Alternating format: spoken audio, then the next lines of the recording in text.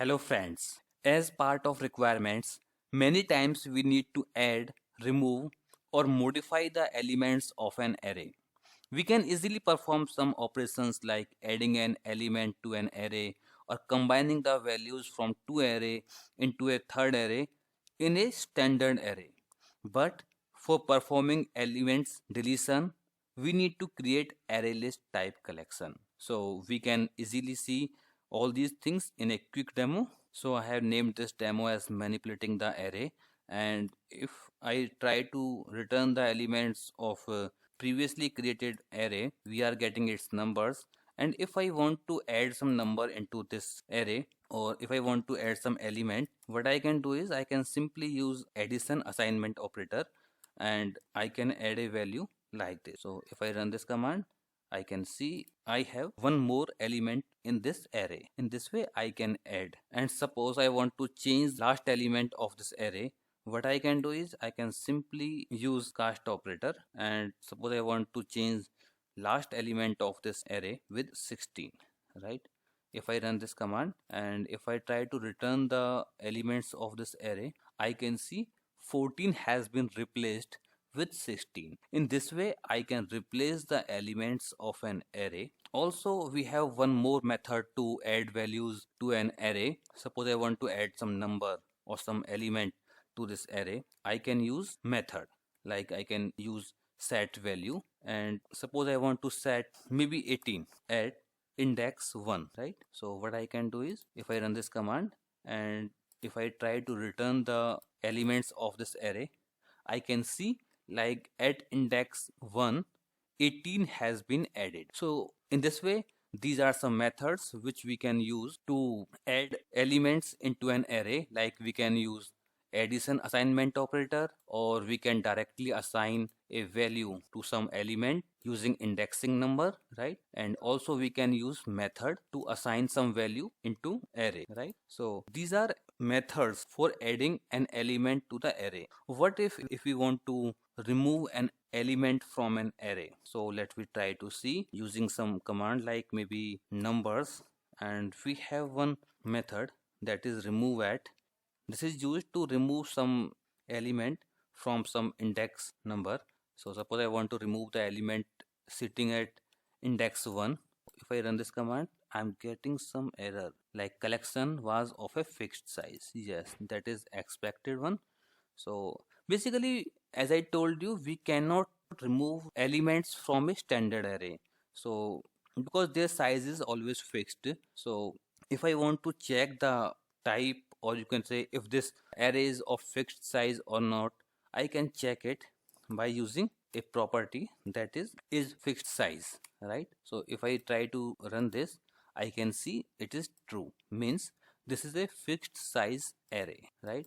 And if I want to check its type using get type, I can see it is an object type array, means it is an standard array. So if we want to make an array flexible enough to remove the contents, if we have such requirement, so we need to create a array list type array. So we can create that by simply defining it like system dot collections dot array list. In this way we can define it, and now whatever array we will create, it will be a array list type of array. Like we are creating an array with name new numbers, and let me assign it some values, maybe 1 to 5. If we run this command and if we try to return the values of this array, we can see like we are getting 1 to 5, right, as expected. Now if I want to remove some element out of this array, I can remove. And in case I want to check whether this array is of fixed size or not, so I can check it like maybe new numbers and fixed, and if I run this, I'm getting false because this array is not of a fixed size. And if I want to remove some content out of this array, I can remove by using remove method, right? So if I use remove method and I can define some value, maybe like suppose I want to remove 4 out of this array. So if I run this command and now if I try to get elements of this array, I can see like 4 has been removed out of this array, right? This is like I was removing elements based on their values. If in case I want to remove elements by referring their index number, so I can also do that by using remove at method. Now suppose if I want to remove elements sitting on index 1, right? So I can use that, and because at index 1 it is sitting 2, so it should be removed. And if I try to return the contents of this array now, it is returning 1 3 5 as expected. So in this way I can use different methods to remove the elements of an array, but collection should be of type array list. Also I can use methods to add some contents or elements, like suppose I want to add some number, right? So add, so suppose I want to add 100 in this array. I can use this method. If I run this, it has been added at index 3, right? If I want to return the elements of this array, I can see 1 3 500 as expected. So in this way we can use different type of arrays as per our requirement, and we can modify the elements of array. We have already seen in last slides that how we can iterate a script block against all elements of an array, but there we were doing this using methods. Now in this slide we will see how we can iterate through elements of an array using PowerShell loops. You can use PowerShell loops such as for each, for, and while loop to refer to the elements of an array. Let me see a quick demo. So I have named this demo as iterating through elements of an array.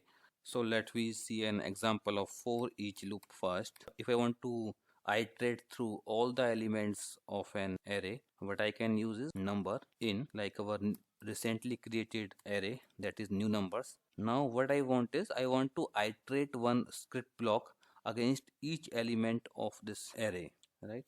So number into 4, right? So if I try to run this command or script block, as you can see our original elements are getting multiplied by 4. So in case you want to see the elements of our original array, you can see it like they are 1 3 5 and 100, and we are multiplying each of them by 4. So we are getting this output, right? So in this way we can use loops to iterate some script block against each element of an array.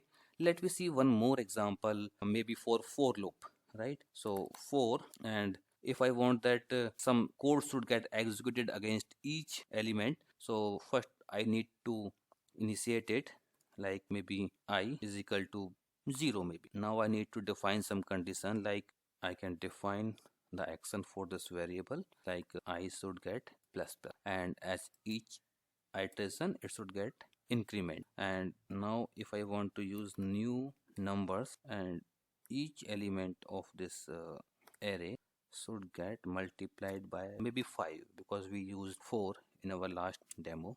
So if I want to run this command or script block, you can see like I'm getting each element multiplied by 5. So this is the beauty of PowerShell ISC, that it tells us immediately in case we have some error in our syntax, so it can save our lot of time. So I strongly recommend all of you that if you are writing some code for scripting, always use some interpreter. It may be like VS Code, or it may be like PowerShell ISC. Now we have seen this demo like how we can use loops to iterate something against each element of an array.